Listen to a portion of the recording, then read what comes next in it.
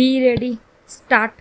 Mr. Chairman and members of Commission, on behalf of the Government of India, I welcome you to this country and to this place. India has long been associated with the United Nations because India has believed in the aims and purposes of the United Nations, and even though sometimes no tangible results have followed in the United Nations, we have believed then we must follow that course in the hope that tangible results will come sooner or later.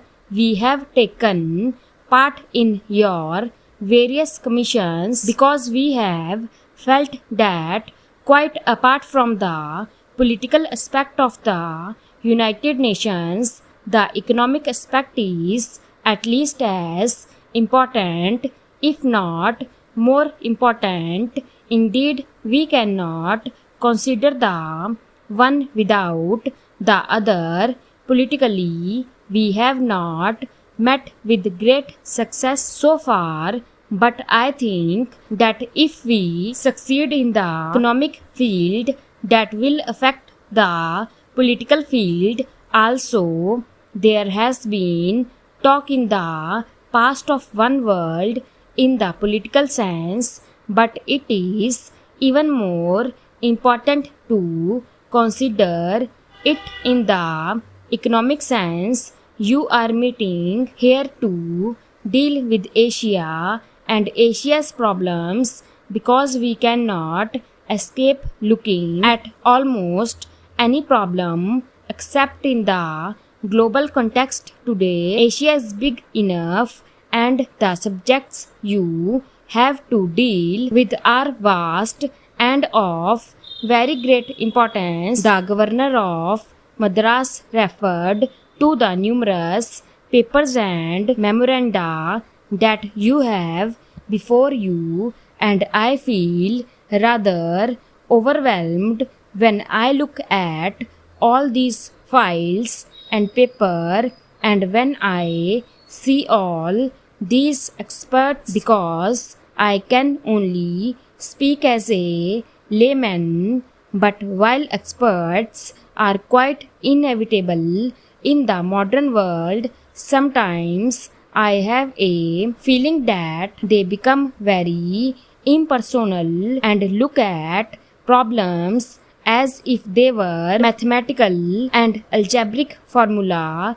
Well, we have to deal with human beings and the future of human beings, and Asia, the area under survey, has a population of at least 1,000 million human beings. In India, including Pakistan, there are 40% of those 1,000 millions, that is 400 millions, and we have to deal with these vast numbers, practically half the world's population. If you look at the human aspect of these 1,000 millions, with their sufferings, with their wants, with their joys and sorrows, the problem becomes something much more than a dry economic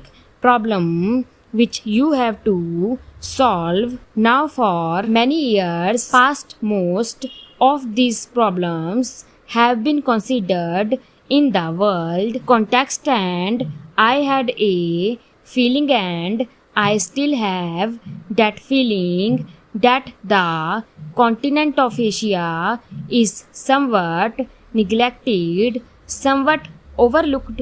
It is not considered important enough for as much attention to be given to it as is given to certain other parts of the world.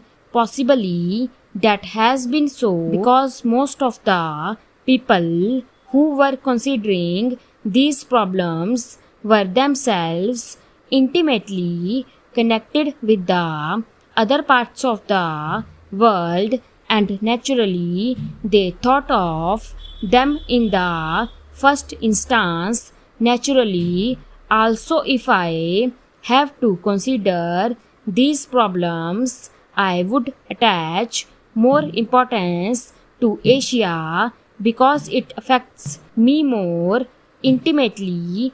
About that kind of reaction apart, it is quite obvious that you cannot consider the problem of Asia or the problem of Europe or the problem of America or the problem of Africa in isolation from the problem of other countries. It just cannot be done. And if some countries which are fortunate enough today think that they can lead their lives in isolation, irrespective of what happens in the rest of the world, it is obvious that they are under a misapprehension today. If one part of the world goes down economically, it has a tendency to drag others with it, just as when unfortunately war breaks out, other people who did not want war are involved. So it is not a question of the prosperous merely out of the generosity of their hearts helping those who are not prosperous, though generosity is a good thing, but it is a question of enlightened self-interest, realizing that if some parts of the world do not progress, remain backward, they have an adverse effect on the whole economy of the world, and they tend to drag down those parts that are at present prosperous. Therefore, it becomes inevitable to consider these problems in the global way and to pay even more attention to those parts which are relatively backward.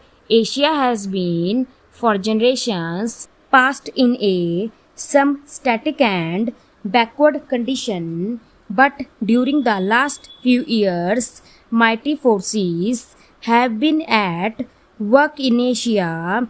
These forces inevitably thought in terms of political change to begin with, because without political change it was not possible to have any far reaching or enduring economic change. Large parts of Asia were colonial territory dominated by other countries. From that connection, they have obtained some advantage sometimes, while it did undoubtedly, in a sense, shake up that static condition. At the same time, it tended to preserve it too, for the benefit of the people